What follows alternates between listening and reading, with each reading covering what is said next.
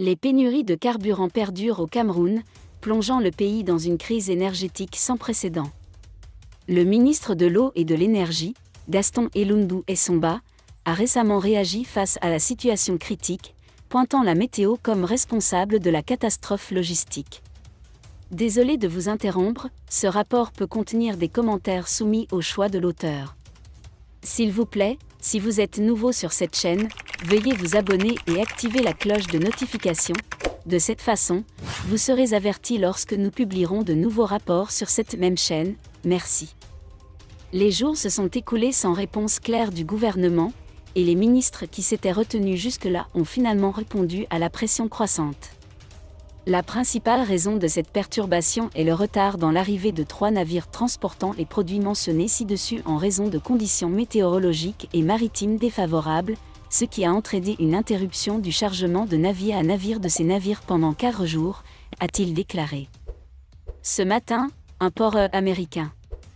Actuellement, l'un des navires a accosté à Douala avec une capacité de chargement de 13 000 m3 super. Cependant, la réponse tardive du ministre a soulevé des questions sur la gestion proactive de la crise.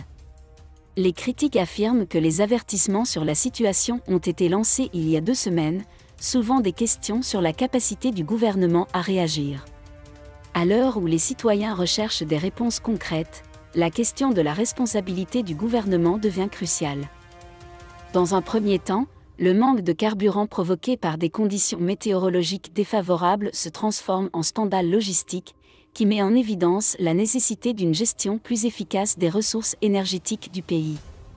Unique candidat aux élections de dimanche à Yaoundé, Maurice Kamto a été sans surprise réélu à la tête du Mouvement pour la Restauration du Cameroun, MRC, l'un des principaux mouvements d'opposition du pays.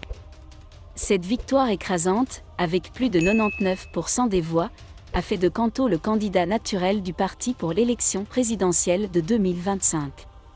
Maurice Kamto, 69 ans, a annoncé vouloir tourner une nouvelle page de la campagne électorale et rejoindre son parti. Bataille à venir, notamment l'élection présidentielle de 2025. Il a également promis de former une coalition Alliance pour le changement, APC, qui travaillerait avec des compatriotes de tous horizons, y compris des militants ou partisans du régime actuel, pour construire un Cameroun apaisé.